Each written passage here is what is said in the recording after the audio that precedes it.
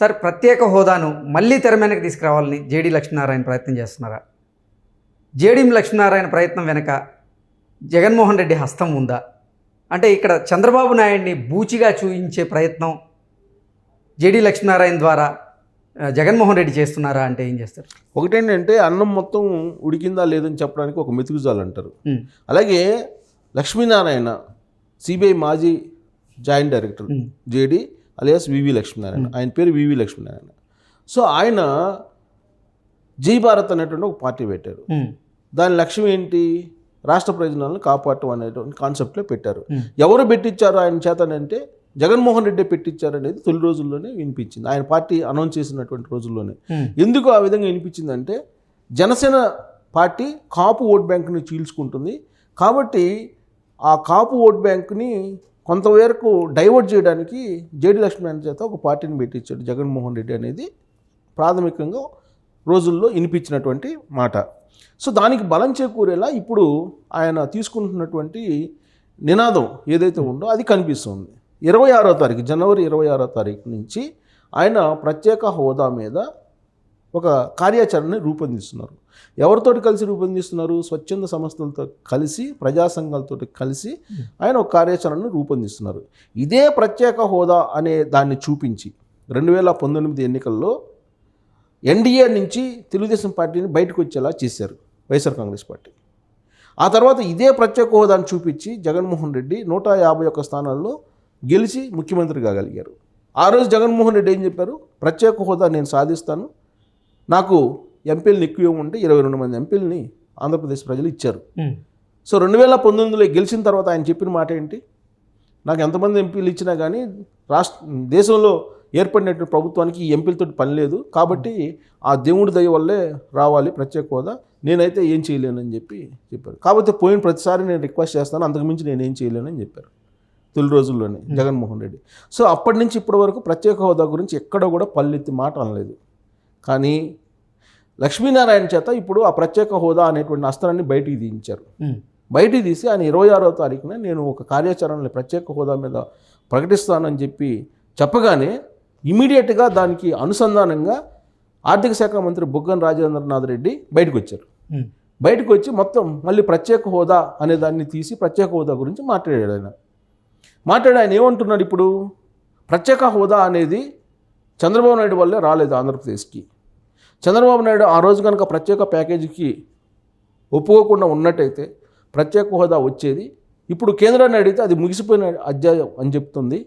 So ఆ రోజు చంద్రబాబు నాయుడు ప్రత్యేక ప్యాకేజీ అంగీకరించారు కాబట్టి ఇప్పుడు మీకు ప్రత్యేక హోదా ఇవ్వమని చెప్తుంది అని చెప్పి బుగ్గన రాజేంద్రనాథ్ రెడ్డి ఇప్పుడు ఒక అభిప్రాయాన్ని ప్రజల మధ్యకు తీసుకెళ్చేటువంటి ప్రయత్నం చేస్తూ మీడియా ముందుకు వచ్చాడు. అంతేకాదు జగన్మోహన్ రెడ్డి ప్రభుత్వంలో ఇప్పటివరకు చేసినటువంటి అప్పు శాతం చూసుకుంటే 12%.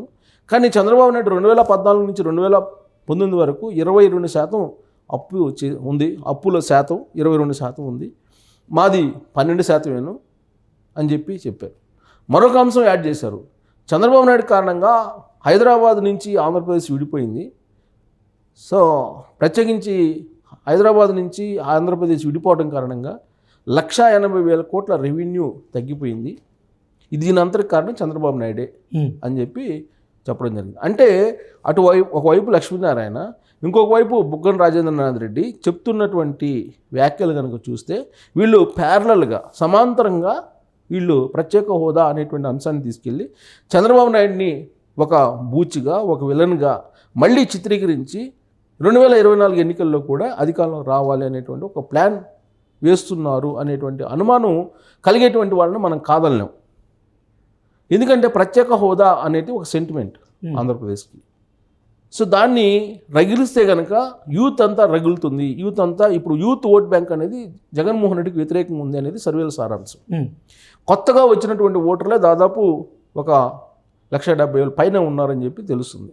వీళ్ళు కాకుండా నిరుద్యోగంతో ఉన్నటువంటి వాళ్ళు ఒక 4 లక్షలు ఉన్నారని, వెరసి 6 లక్షల ఓట్లు జగన్మోహన్ రెడ్డికి దూరంగా ఉన్నారు. అదే డిసైడ్ ఫ్యాక్టర్ అనేది. తెలంగాణలో కూడా కొత్త ఓటర్లు ఎవరైతే ఉన్నారో ఒక డికేడ్ అంటే ఒక తరం 2014 ముందు ఉద్యమం జరిగింది, తెలంగాణ ఉద్యమం. సో తెలంగాణ ఉద్యమం 2001 నుంచి కేసీఆర్ చేపట్టారు. అప్పుడు చిన్నపిల్లలుగా ఉన్నటువంటి వాళ్ళు 2014కి వచ్చేటప్పటికి ఓట్ కలిగి ఉన్నారు, ఓటు అధికారం వచ్చి ఉంటుంది. అప్పుడు వాళ్ళు వేశారు కాబట్టి 2014, 2018లో జరిగిన అసెంబ్లీ ఎన్నికల్లో కేసీఆర్ గెలవడం జరిగింది. సో 2014 నాటికి ఉద్యమం గురించి తెలియకుండా 5-6 సంవత్సరాల పిల్లలు ఇప్పుడు ఓటు హక్కు కలిగి ఉన్నారు. ఓటు హక్కు వచ్చింది. వాళ్ళకి ఉద్యమ నేపథ్యం వీటితో సంబంధం లేదు. కేసీఆర్ అధికారంలోకి వచ్చిన తర్వాత ఏం చేశాడు అనేది మాత్రమే బెంచ్ మార్క్గా తీసుకుని ఓటేస్తారు. సో దాంతో ఇక్కడ కొత్తగా వచ్చినటువంటి ఓటర్స్ ఎవరైతే ఉన్నారో వాళ్ళు వ్యతిరేకంగా ఓటు వేయబట్టే కేసీఆర్ అధికారం నుంచి దిగిపోయారు. ఇదే ఫార్ములా ఇప్పుడు జగన్మోహన్ రెడ్డికి వర్తిస్తే రాబోయేటువంటి రోజుల్లో కొత్త ఓటర్లు ఎవరైతే ఉన్నారో ఇప్పుడు జగన్మోహన్ రెడ్డిని 2014 నుంచి చూశారు. 2014లో ఏం చెప్పారు, 2014 ప్రతిపక్ష నేతగా ఉండి ఏమేమి అంశాలను తెర మీదకు తీసుకొచ్చారు, ఇప్పుడు 2019 నుంచి ఇప్పటి వరకు అధికారంలోకి వచ్చిన తర్వాత ఆయన ఏమి నెరవేర్చారు, వీటిని బేరీజ్ వేస్తున్నారు. ఓకే, వీటిని బేరీజ్ వేస్తున్నటువంటి యువత నిరుద్యోగతను పెంచారు. ఆయన ప్రత్యేక హోదా తీసుకొస్తామని చెప్పి తీసుకురాలేదు, ప్లస్ ఉద్యోగ అవకాశాలు కల్పించలేదు. ప్రతి జనవరికి జాబ్ క్యాలెండర్ అన్నారు, ఇవ్వలేదు. ఇవన్నీ కౌంట్ చేసుకుంటున్నారు యూత్. కొత్తగా వచ్చినటువంటి ఓటర్లు ఏమో ఆల్రెడీ జగన్మోహన్ రెడ్డి యొక్క పరిపాలన చూశారు. సో దీంతో ఆ యూత్ అనేవాళ్ళు దూరం అయ్యారని చెప్పేసి వైఎస్ఆర్ కాంగ్రెస్ పార్టీ కూడా గ్రహించింది. అందుకే ఆడుదాం ఆంధ్ర ఇలాంటి కార్యక్రమాలు పెట్టుకొని ఎలాకలా వాళ్ళని అట్రాక్ట్ చేసేటువంటి ప్రయత్నం చేస్తూ ఉన్నారు. ఓకే, సో ఇదంతా ఒక ఎత్తు అయితే ప్రత్యేక హోదా అనే దాన్ని అస్త్రాన్ని మరొకసారి పదును పెట్టి ప్రజల్లోకి తీసుకువెళ్తే లాభం చేకూరుతుంది అనేటువంటి యాంగిల్లో వివి లక్ష్మీనారాయణని కొత్త పార్టీ పెట్టించడం ద్వారా అటువైపు నుంచి అలాగే ఇటువైపు నుంచి చంద్రబాబు నాయుడు కారణంగానే ప్రత్యేక హోదా రాలేదు అనేటువంటి ఒక ప్రచారాన్ని తీసుకెళ్ళి గెయిన్ కావాలి అనేటువంటి ఒక ప్రయత్నం చేస్తుంది. ఇంకోటి ఏంటంటే ఉత్తరాంధ్రలో విశాఖ స్టీల్ ప్లాంట్ ప్రైవేటీకరణ జరుగుతుంది. అది ఆంధ్రుల హక్కు, విశాఖ ఉక్కు అనేటువంటి నినాదం ఉంది. అది పైకి వస్తున్నటువంటి క్రమంలో అది పైకి వస్తే జగన్మోహన్ రెడ్డికి నెగిటివ్ అవుతుందని చెప్పి దీన్ని ఎలివేట్ చేసేటువంటి ప్రయత్నం ఉత్తరాంధ్ర నుంచి చేస్తూ ఉన్నారు. ఇప్పుడు ఇదే వివి లక్ష్మీనారాయణ విశాఖ ఉక్కు గురించి ప్రత్యేకమైన కార్యాచరణ ప్రకటించి ఎలివేట్ చేయొచ్చు కదా. దాని బదులుగా ప్రత్యేక హోదాను ఎందుకు చేస్తున్నారు అని అంటే ఇక్కడే అర్థమవుతుంది వైసీపీకి, జేడి లక్ష్మీనారాయణకి, అదే వివి లక్ష్మీనారాయణకి ఉన్నటువంటి పొలిటికల్ చీకటి ఒప్పందం ఏంటి అనేది అర్థమవుతుంది. సో ఉందా లేదా తర్వాత సంగతి. వాళ్ళు ఆయన కార్యాచరణ వీళ్ళు స్టేట్మెంట్స్ బట్టి చూస్తే కనుక అలా అనిపిస్తుంది. అదే నిజంగా లక్ష్మీనారాయణ వైజాగ్ నుంచి ఆయన పోటీ చేసి ఓడిపోయారు గతంలో ఎంపీగా. అదే వైజాగ్ నుంచి మరి విశాఖ ఉక్కు మీద ఒక కార్యాచరణ ప్రకటించి రాష్ట్రం అంతా తిరగచ్చు కదా. కానీ ప్రత్యేక హోదా ఎందుకు తిరుగుతున్నారంటే కేవలం ఇది జగన్మోహన్ రెడ్డి, లక్ష్మీనారాయణ ఇద్దరు కలిసి ఒక ఆడుతున్నటువంటి ఒక రాజకీయపరమైనటువంటి గేమ్ అని చెప్పి మనం భావించడానికి అవకాశం ఉంది. Okay sir, thank you sir.